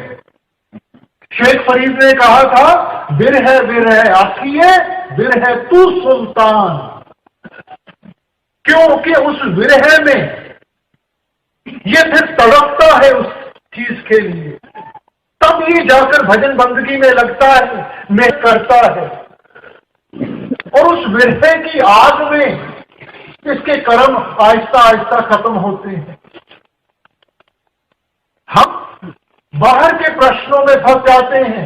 अब मैंने कौन सा गुरु करना है? वो सिख होना चाहिए, हिंदू होना चाहिए, मुसलमान होना चाहिए, ईसाई होना चाहिए? इसलिए स्वामी जी कहते हैं कोई फर्क नहीं, गुरु मिले जो धुन का भेदी, जो हमें उस धुन के बारे में समझा सके, हमने कैसे अपने आप को उस शब्द के साथ जोड़ना है, कैसे वो भजन बंदगी करनी है। गुरु मिले जो धुन का भेदी, तब शिष्य विरह घर आई। देखो महापुरुष उदाहरण बन के आए हैं, तो आज से अपना उदाहरण हमारे सामने कैसे रखा? गुरु साहिबान ने क्या फरमाया? देखो मालिक का रूप थे, मगर हमें क्या शिक्षा दे रहे हैं? मेरे प्रीतम हाउ जीवा नाम से आए, बिन नामे जीवन ना थिए, मेरे सतगुरु नाम दे आए। उस माँ के आगे अरदास कर रहे हैं कि वो प्रीतम प्यारे, मेरे प्रीतमा हाउ जीवा नाम से आए।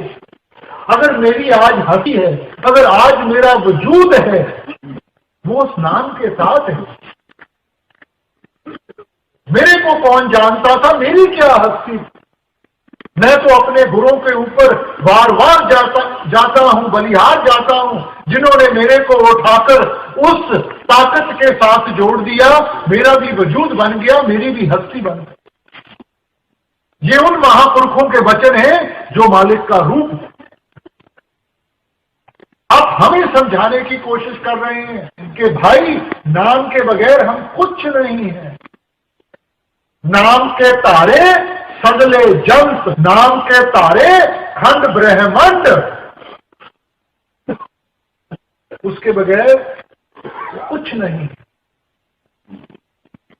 जब तक वो ताकत अंदर से जागृत नहीं होगी, हम नहीं निभा पाएंगे कुछ भी, किसी भी कार्य को नहीं पूरा कर सकेंगे। नहीं तो उसको पूरा करते करते और कर्मों का बोझा बढ़ता जाएगा और यहीं इस भवसागर में ही डोलते जाएंगे। फिर आगे आप कहते हैं, सुरत शब्द की होए कमाई, तब मन कुछ ठहरा। जब सुरत को शब्द के साथ जोड़ेंगे, उसकी कमाई में लगेंगे, तब मन हमारे काबू में आएगा, तब इसको त्रिपत हासिल होगी। और यही सोच गुरु घर ने फरमाई थी, सुरत शब्द सुख उपजे, प्रभ रातों सुख था। सुरत को शब्द के साथ जोड़ के सुख हासिल होगा, मन की शांति मिलेगी उस सार शब्द के साथ। सार शब्द एक साच है और झूठ सब ज्ञान। शब्द एक साच और झूठ सब ज्ञान, समझाने की कोई कसर नहीं। मगर हमें अपनी आत्मों से मजबूर है। फिर इंसान बाहर मुखी वही पाठ पूजा वही चीजें करने में लगे रहते हैं।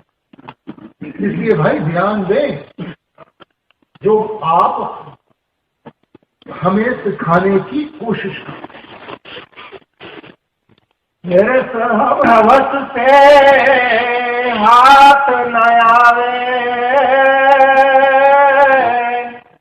तन मन देव चढ़ाई,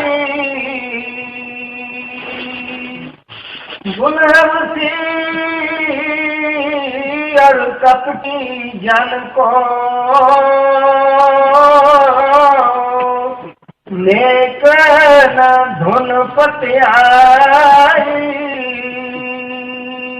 अब स्वामी जी फिर चेतावनी दे रहे हैं कि ये हमने कोई कार्रवाई नहीं डालनी, ये दिखावे की भक्ति के साथ हमारा कुछ नहीं बनने लगा। किसी भी धर्म स्थान पे चले जाओ, कैसे नीचे लेट लेट के मत्थे टेकते हैं, नाक रगड़ते हैं। अरे भाई, मालिक तो हमें उठाने के लिए आया है, कोई गिराने के लिए नहीं आया। और कह देते हैं कि वो मालिक का घर है, मगर सा दान पुण्य करते हैं और मन में इच्छा होती है कि वहां संगमरमर में हमारा नाम लिखा होना चाहिए। तो मालिक के घर में क्या हमारे नाम की महिमा होनी चाहिए कि मालिक के नाम की महिमा होनी चाहिए? मालिक की दी हुई धन दौलत थोड़ी सी अगर हमने उसके जीवों के लिए कोई थोड़ी सी दे दी तो उसमें हमारी क्या बड़ाई है? दी तो उसकी हुई है, फिर तो उसके आगे झुकाना चाहिए। मगर मन में इतना अहंकार होता है, देखो जी ये मैंने दान दिया है, ये मैंने दान दिया है। हजूर फरमाया करते थे कि दान उसको कहते हैं कि अगर एक हाथ दे दूसरे को पता नहीं होना चाहिए, वो दान है। हम तो दुनिया में डोंडी पीटनी शुरू कर देते हैं। ये भाई सब दिखावा। हम अपने आप को धोखा दे सकते हैं, दुनिया को धोखा दे सकते हैं, मगर मालिक को धोखा नहीं दे सकते। कितने गहरे पाने हैं, कोई नहीं, कुछ नहीं छुपा उस मालिक के आगे। वो हमारी रग रग की पहचान रखता है। बार बार इन सब चीजों को जताता नहीं, वो सिर्फ इसलिए कि उसका हमारा जो रिश्ता है प्रेम का रिश्ता है, प्यार का रिश्ता है। देखो, माँ बाप बार बार बच्चे को सब चीजें जताते नहीं है, अपने तरीके से, कभी प्यार से, कभी कान खींचकर, कभी किस तरह, कभी दूसरी तरह बच्चे को सही रास्ते के ऊपर लाने की कोशिश करते हैं। ये ठीक है, बच्चा समझता है कि माँ बाप ने खुलकर कहा नहीं, शायद इनको नहीं मालूम। माँ बाप बच्चे की रग को जानते हैं। तो मालिक हमारे हर एक की रग की पहचान रखता है। किसी गलत फहमी में ना बैठे रहे कि उसको इन सब चीजों का मालूम नहीं होगा। हजूर कहा करते थे कि देखो, कमरे में 5 साल का बच्चा बैठा हो, हम कोई ऐसा काम नहीं करेंगे कि बच्चा देख रहा है। और जिस मालिक को हम सर्वव्यापी कहते हैं, जो पत्ते पत्ते में, तिनके तिनके में समाया हुआ है, एक बच्चे जितना डर नहीं इंसान को, एक बच्चे जितना डर है। तो भाई ये जो भक्ति से हैं, ध्यान दें, हर एक का अपना दायरा है। ये कभी भी नहीं मैं कहूंगा कि ये जो हम बाहर करते हैं कि इनमें से कुछ नहीं मिलेगा, मिलेगा। मगर हमारा लक्ष्य क्या है? सारी उम्र कोई पहली क्लास में बैठा रहेगा तो क्या उसको MA की डिग्री मिल जाएगी? पहली क्लास का तो अपना दायरा है। पहली क्लास में हमें काखा गा समझाया जाएगा, ABCD सिखाई जाएगी। MA BA की डिग्री मिलेगी जब हम मेहनत करते हुए आगे बढ़ेंगे, स्कूल पार करते हुए कॉलेज में पहुंचेंगे।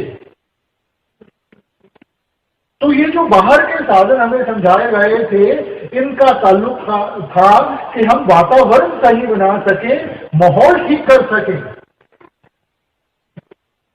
और उस वातावरण का फायदा ही नहीं उठाया, अंतर्मुख होके नाम के साथ ही नहीं अपने आप को जोड़ा, तो फिर वातावरण बनाने का क्या फायदा होगा?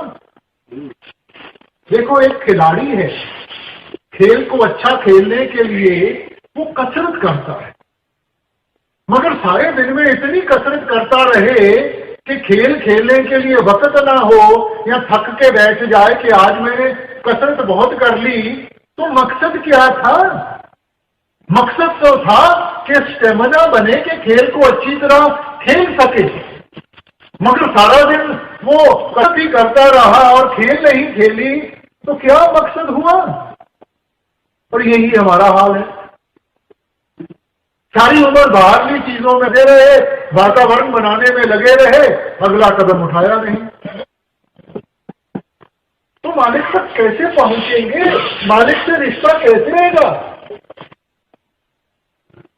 ध्यान दें, आप विचार कर, आंखें नीचे नहीं, किसी के पीछे लग जाए, आंखें नीचे इन सब चीजों को समझ कर तब हमने रूहानियत के रास्ते को अपनाना है और आगे बढ़ने की कोशिश करनी है। अब अगली तुकों में स्वामी जी हमें थोड़ी सी दृष्टांत देने की कोशिश कर रहे हैं कि जैसे जैसे हम भजन बंदगी में लगेंगे, सुरत ऊपर की तरफ चढ़ेगी, हम कौन सी मंजिलों से गुजरेंगे, हमें क्या क्या महसूस होगा। धुन धुर लोक अधर की, कोई पकड़े संत सिपाही, मन को मार करे असाई, गगन कोट वैले घिराई, खाए सुने पार मैदान, मां सुन नका परमना, भवर गुफा का फाटक तोड़ा,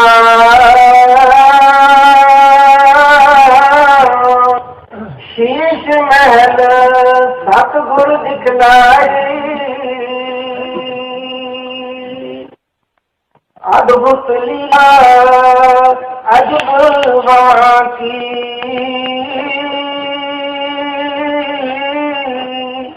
किरण किरण सूरज दिलसाई, सूरज सूरज जोत निरारी,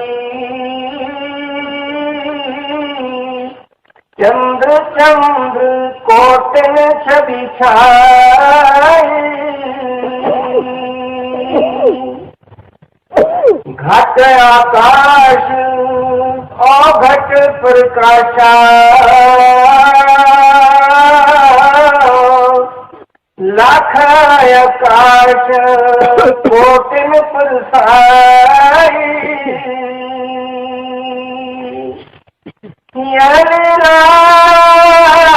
कुछ अजब पेकी, उलट पलट कोई प्रमुख पाई, कहाँ लग बरमो भेद गाधा, जो कोई लावे सुन समाधान, समझ बूझ गूंगे गुण खाई। अब स्वामी जी अंदरली मंजिलों का एक थोड़ा सा दृष्टांत देते हुए आप कहते हैं, कहाँ लग वर्णु भेद अगाधा, जो कोई आवे सुन समाधा। कि ये किसको समझाएं, किसके आगे बयान करें, क्योंकि ये तो महसूस करने वाली चीजें हैं, लफ्जों के जरिए इनको समझाया नहीं जा सकता। इसलिए आप कहते हैं कि गूंगे को गुड़ देके उसको पूछो कि कितना मीठा है, वो गुनगुन के सिवाय कुछ नहीं बयान कर सकता। तो जिंदगी में कुछ ऐसी चीजें हैं जो लफ्जों के दायरे में नहीं लाई जा सकती। अब जैसे प्रेम और प्यार की ताकत है, क्या लफ्जों के जरिए हम कभी भी बयान कर सकते हैं कि हम अपने बाल बच्चों से कितना प्रेम करते हैं? अब क्या बताएंगे कि बहुत प्यार करते हैं? उस बहुत को ज्यादा जोड़ देंगे, 2-3 बारी उसको दोहरा देंगे, मगर उसकी जो गहराई है, उसकी जो इंटेंसिटी है, वो तो उसी को मालूम है जिसने खुद उस प्रेम और प्यार की भावना को अपने अंदर से समझा है, महसूस किया है। दूसरे को क्या समझाएगा? तो वैसे ही भाई, रूहानियत लफ्जों के जरिए नहीं समझाई जा सकती। आप तो एक सिर्फ दृष्टांत दे रहे हैं, मगर साथ में ये भी कहते हैं कि मकसद आपका क्या है कि जब हम भजन बंदगी में लगेंगे तो इतनी गहराई में हमें लेके जाएंगे, किरण किरण सूरज दिखाई। इस वक्त हम अगर सूरज को देखें, हमें तो सिर्फ एक आग का गोला दिखाई दे रहा है, मगर आप कहते हैं फिर एक एक किरण को लेते हुए हम उसकी समझ आएगी, इतनी गहराई में आप लेकर जाएंगे, इतनी इंटेंसिटी में आप सब कुछ हमें समझाएंगे। मगर कब?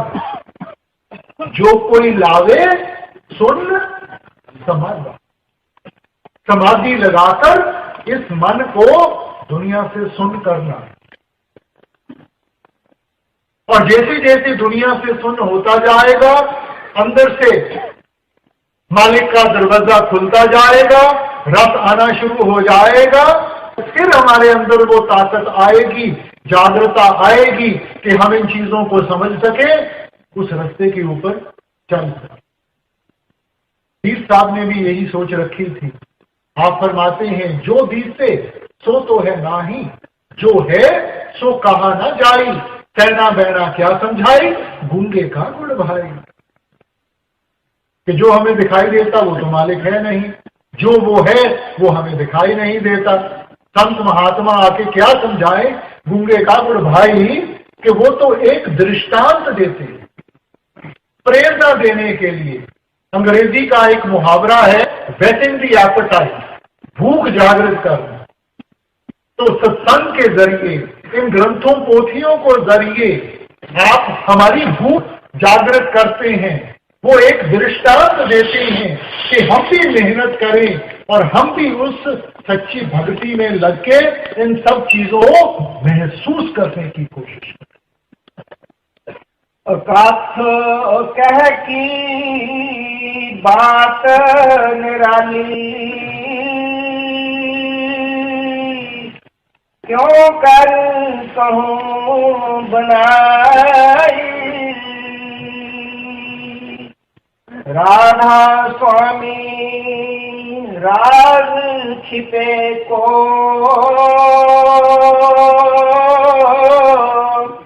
प्रगट कर सरसाई। अब आपने शकांति शुरू किया था कि तुमने सुन के मन समझा। अब अंत में क्या फरमा रहे हैं कि भाई, इस रूहानियत का राज आप हमारे सामने रख रहे हैं कि हमारे अंदर जागृता कैसे आएगी, हमें इन चीजों की समझ कैसे होगी। किसी और की भक्ति के साथ नहीं, किसी और की कमाई के साथ नहीं। जब हम खुद भक्ति करेंगे, खुद अंतर्मुख होकर अपने आप को उस शब्द के साथ जोड़ेंगे। कबीर साहब ने सारी रूहानियत का निचोड़ चंद लफ्जों में हमारे सामने पेश किया। आप कहते हैं, कबीर आधी साथ यह कोट ग्रंथ कर जा। सब जितनी भी ग्रंथ पोथियां हैं, किसी मजहब की हो, किसी धर्म की हो, सबका निचोड़ आपने इन लफ्जों के सामने अपने हमारे सामने रखा। कबीर आधी साथ यह कोट ग्रंथ कर जा। नाम सत्य जग झूठ है, सुरत शुद्ध पहचान। जो कुछ भी आंखों के साथ देखते हैं आरजी है, टेम्परेरी है, यहीं का यहीं धरा रह जाएगा, माया रूप। सच क्या है? नाम सत्य। जग झूठ है। इसकी पहचान कैसे आएगी? सुरत शब्द पहचान। जब इस सुरत को उस शब्द के साथ जोड़ेंगे तब इसकी हमें पहचान आए। इसलिए हमें ये जो हम महापुरुषों के साथ रिश्ता जोड़ते हैं, प्रेम और प्यार की भावना जोड़ते हैं, भाई प्रेम और प्यार की एक बहुत बड़ी जिम्मेवारी होती है। ये प्रेम हमने सिर्फ लफ्जों के साथ जाहिर नहीं कर। देखो, माँ बाप को बच्चों के साथ प्यार होता है, बच्चा बीमार पड़ जाए, माँ बाप की नींद खत्म हो जाती है, कुछ नहीं सोचता, रातों रात बच्चे के सहारे बैठ के गुजार सकते हैं। तो ये जिस भावना को हम आगे रख रहे हैं, तो क्या हमारे प्यार में वो कुर्बानी नहीं है? आपने हमारे से कोई बाल बच्चे तो नहीं मांगे, आपने हमारी धन दौलत तो नहीं मांगी। अगर हमें हिदायत दी है तो इतनी ही दी है कि भाई थोड़ा सा वक्त निकाल के उस परमात्मा का शुक्रिया अदा कर लो जिसने सब कुछ हमें दिया है। दिन में 24 घंटे होते हैं, इन 24 घंटों में से कम 10-20 वक्त तो हम परमात्मा का वक्त निकाल के शुक्रिया अदा कर लें। देखो, इस सृष्टि में सबसे नाशुक्रा इंसान है, जिनको हम निचली दुनिया कहते हैं। जानवर को भी रोटी खिलाओगे, जानवर अपनी वफा दिखाएगा, मगर मालिक ने जो हमें विवेक की ताकत दी है, चाहिए तो ये था कि हम अपना अच्छा और बुरा की पहचान करते हुए उस मालिक के साथ अपने आप को जोड़े, मगर इंसान जिस थाली में खाता है उसी में छेद करता है। ये प्रेम नहीं है, ये प्यार नहीं है। अगर हमें अपने मुर्शिद से सच्चा प्यार है, अगर हम इतनी मेहनत करके इस जगह पे आए हैं तो कोई मकसद लेकर आएगा। ठंड का मौसम है, सुबह से यहां बैठे हैं, मन में कोई इच्छा थी, कुछ ना कुछ तो हमने अपने दिल में महसूस किया था जिसको लेकर हमें ये कशिश हुई कि हमने यहां आकर सत्संग सुनना है। वो कौन सी बात थी? हम यहां आए स्वामी जी का नाम लेकर, मगर स्वामी जी के साथ अगर हमने अपनी सच्ची भावना जोड़नी है तो सिर्फ लफ्जों के साथ नहीं, सिर्फ ये बाहर दिखावे के साथ नहीं,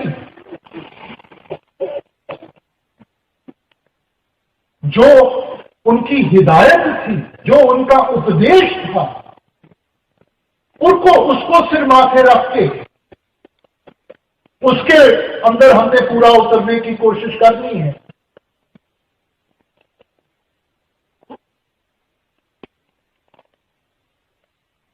स्वामी जी, अगर हम उनको स्वामी जी कहते हैं तो किस लिए स्वामी जी कहते हैं? जो उनके अंदर वो भक्ति की भावना थी,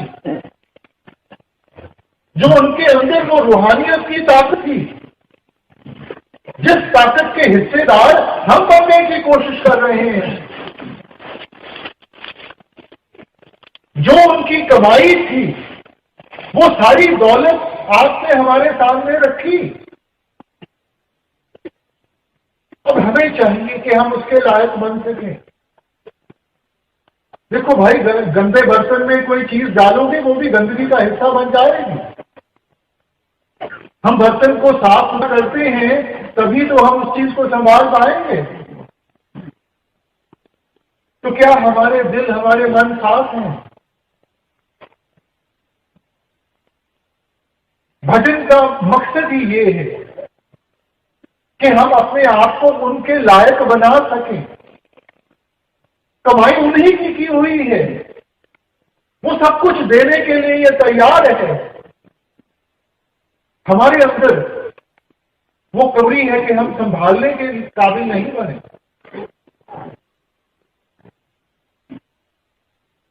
तो अपनी भजन बंदगी के साथ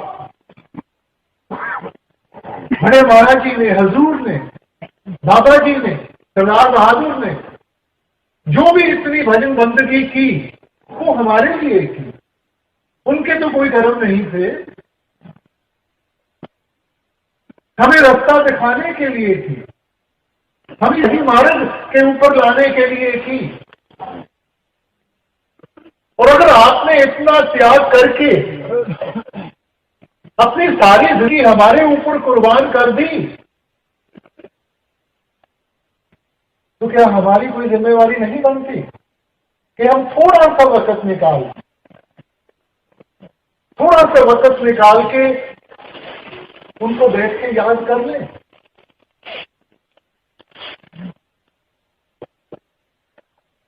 भाई, परमार्थ का मकसद ही है प्रेम और प्यार का रिश्ता। रूहानियत का मकसद ही यही है कि हम उस मालिक की अपने अंदर ऐसी याद बनाएं कि हमें कभी भी बिछोड़ा ना देखना पड़े। गुरु घर ने फरमाया था,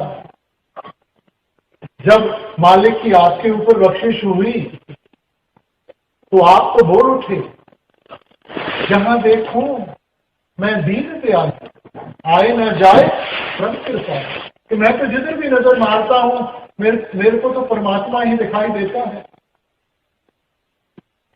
वो मालिक जो किसी बंधनों में नहीं जुटा हुआ, वो मालिक जो हमारे सबके अंदर है। घट में हर जो बसे संतन कहे पुकार, घट घट में। और जैसे जब ऐसी प्रेम और प्यार की भावना जागृत करेंगे, हर एक के अंदर वो मालिक दिखाई देगा। और जब हर एक के अंदर मालिक दिखाई देगा, हम अपने आप मजबूर हो जाएंगे हर एक के साथ वो प्रेम और प्यार का बंधन जोड़ने के।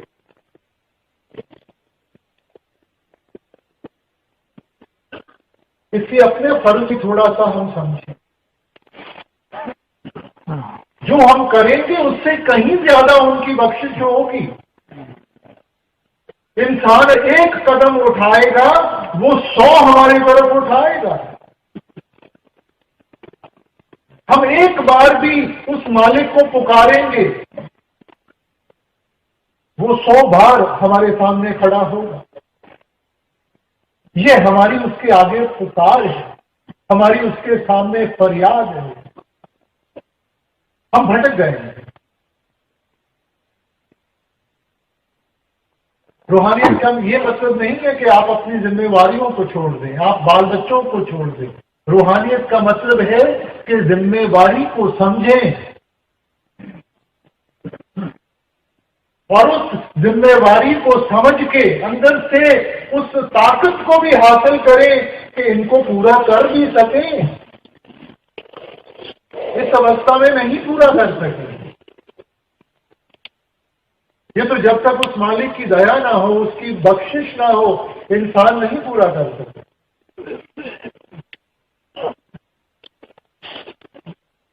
इसलिए हमने अपनी भक्ति में नागा नहीं आने दिया। जैसे हम अपने बाल बच्चों को, अपने माता पिता को प्यार करते हैं, हमें कोई खास वक्त की जरूरत नहीं है, किसी खास जगह की जरूरत नहीं है। उनकी याद तो 24 घंटे हमारे साथ होती है। तो वैसे ही हमने उस परमात्मा की, उस अकाल पुरुष की याद अपने अंदर बनानी है। कोई फर्क नहीं हमारा कौन सा मजहब है, कौन सा धर्म है। फर्क है तो हमारे प्रेम और प्यार का। और जो प्रेम और प्यार की भावना में आके मालिक की भक्ति करेगा, मालिक उसकी भक्ति की लाज जरूर रखना, परमार्थ भी बनाएगा, स्वर्ग भी। मालिक किसी का बोझ नहीं उठाएगा। आप एक कदम उठाओगे, 100 उठाएगा, कम नहीं छोड़ेगा कभी। मगर शुरुआत हमने तरफ से पूरी मेहनत करेंगे, अंत समय हमने उसके सामने जाके झूठा नहीं पड़े। हम सिर उठा के ये कह सकें कि हमने अपनी तरफ से पूरी मेहनत की।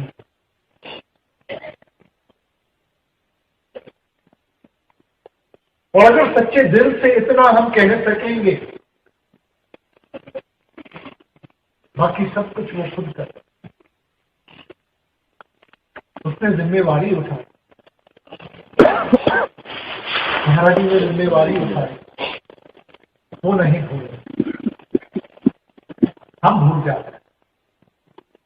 हमने सिर्फ वो याद बनानी है और अपने आप को उस भजन बंदगी में लगाना है, बाकी उनकी जिम्मेदारी, वो सब कर, सब निभा। इसलिए यही बेनती है, यही अर्थ कि जिस भावना के साथ हम यहाँ आए हैं, इस भावना को यहाँ नहीं छोड़ के जाना, इस भावना को साथ लेकर जाना और इसको रोज अपनी भजन बंदगी में जाहिर करने की कोशिश करें।